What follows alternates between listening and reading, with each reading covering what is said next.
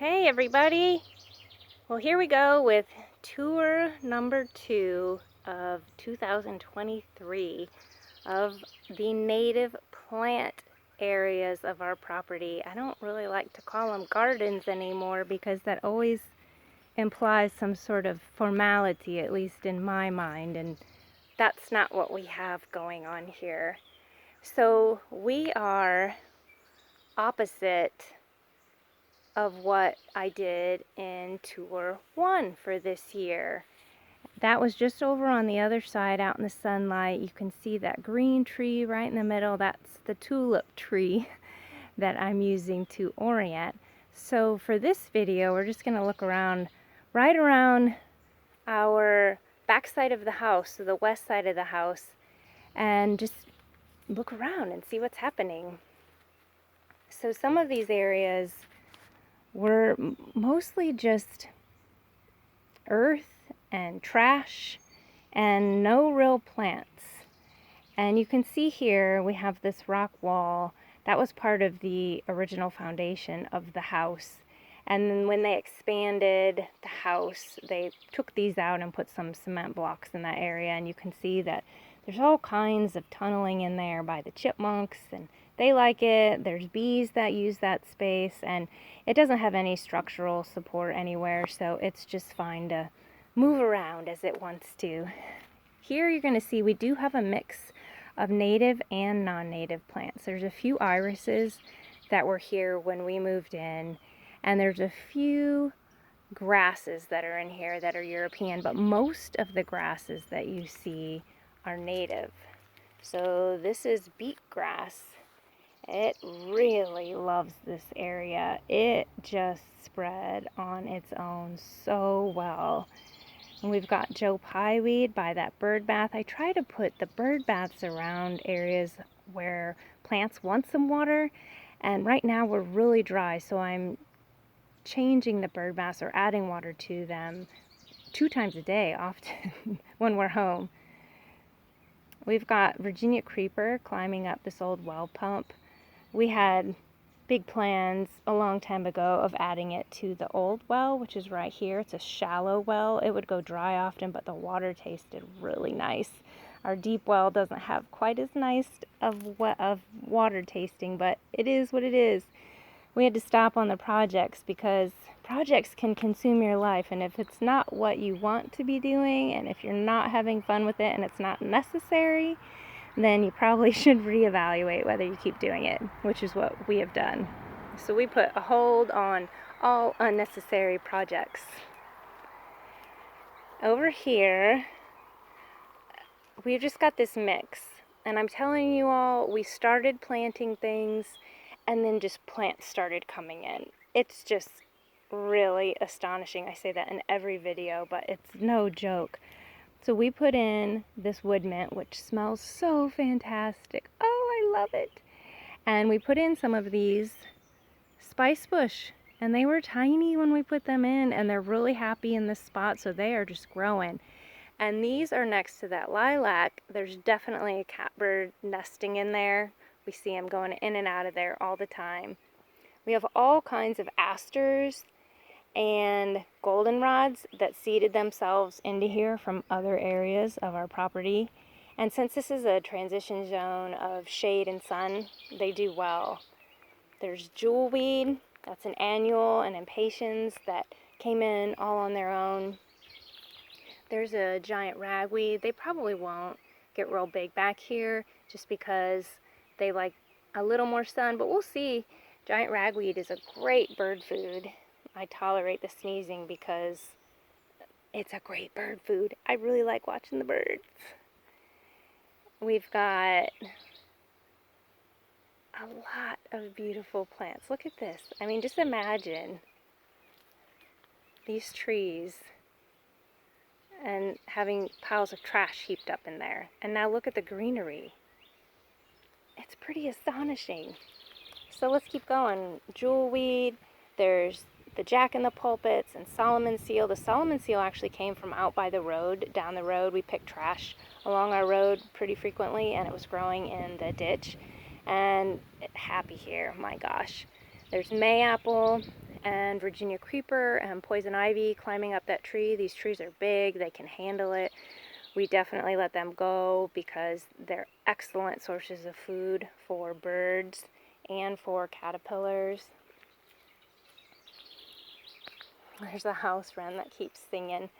We actually put a little house on the side of that chicken coop for them this year because we've always had them nesting on our porch, but we're really close to the road, and the parents got hit last year and it was just a debacle. And we took the babies to a wildlife center in Ohio, but I don't think they made it. So that obviously was not successful. So we changed it. That's what we're always doing. We pay attention, we observe, and then change as we need to. There's water leaf in there flowering. I see that right now. There's mayapple through there. And then we're getting into a deeper shade here. You can see it's getting a little bit of sun right now. And there's mayapple, there's black cohosh, wild ginger, bloodroot, spikenard, one of our favorite plants, Aurelia racemosa. We have several of them here, and we had great luck germinating them from seed, but then they all disappeared and we couldn't figure it out until we learned by observation, the critical piece, that slugs love to eat spikenard almost more than anything else that we have here. And so you can ring them with pennies. We read about that. And it actually works as long as the pennies don't move around. And that keeps the slugs off of the spikenard and gives them a chance. But be forewarned, if you're growing American spikenard, slugs love them. We've got white snakeroot and clustered snakeroot. And I've showed this one before, but this is a gooseberry. This all was planted by birds or by mammals. I'm sure that a bird perched here on this bath and pooped out the gooseberry seeds, and there we go. We were gifted a couple bags of wild ginger a number of years ago, and we planted them, and wow, they're just really resilient, super great native plants for shade. I'm going to just turn around here so you can take in the full greenery. We have a lot of things going on here today, so this is where we spend those days when it's really warm out and I want to write or read, or we might eat our meals out here. It is such a pleasant environment. These trees keep the house cool.